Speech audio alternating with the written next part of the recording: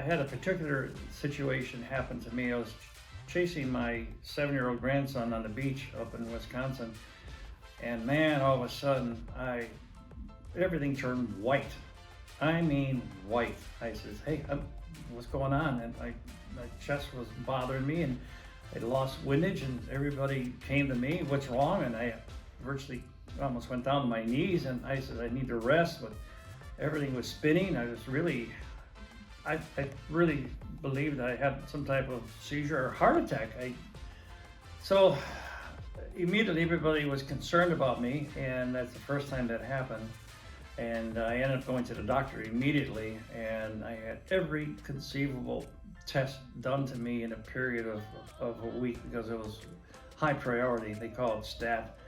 And I had everything, every heart test you can imagine. And they found out that part of my heart was not receiving any blood, and they really thought, this is it, we're going to find out. So we have to do a test. I forget the name of it, but they shoot you with dye. You're in a semi-operating room, and the doctor says, we're going to go in there, we're going to get right to your heart, and then we're going to shoot the dye in, and it's going to light up like a Christmas tree. It's going to show every direction possible where blood goes through into your heart. It's very thorough, we'll know.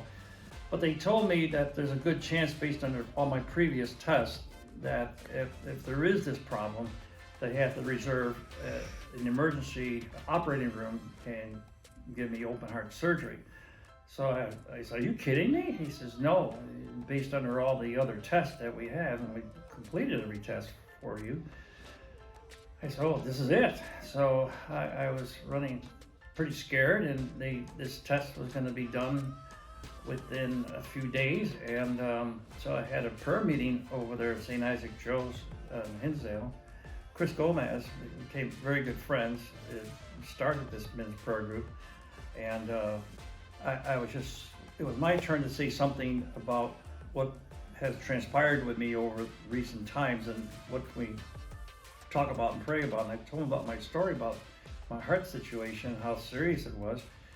And I asked Chris Gomez if he would mind putting his hands on me, give me hands-on prayer. But I felt that something special, that he had a gift. And so he put hands on me, prayed over me, and so I went to my test, and I went through everything. They set me up, and I'm in this operating room where they shoot the wire up all the way up into your heart, and then you open it up, and they call it the Christmas tree light up. So the doctor came in, and I knew this was it, that they were going to find out how severe my situation was, and they had an operating room in reserve.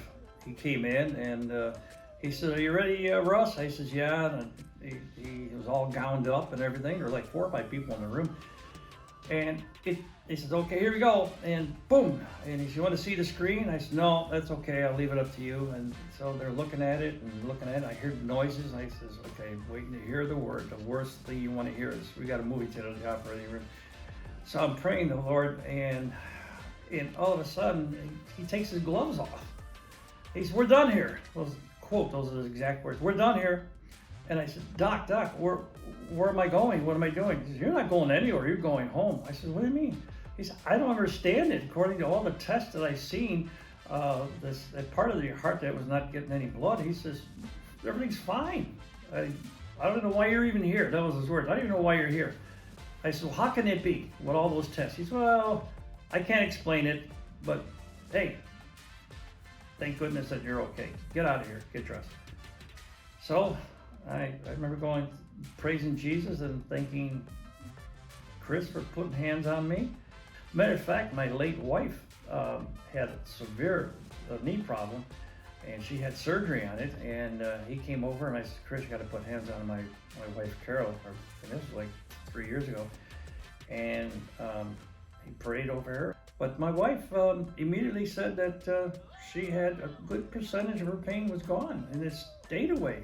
And she increased her prayer life a little bit, and she was able to live with the tolerance of that, say, 20%. And she was one that wouldn't complain with the 20%. Who would after 80% is going away? So she lived with it, and she's up there in heaven right now, and she understands the meaning of hands-on with certain gifted people. And I think Chris has displayed that several times with me, and he's picked up a great fortitude of trust in the Lord to have this ability, and God bless him. I hope he continues using it to his best ability.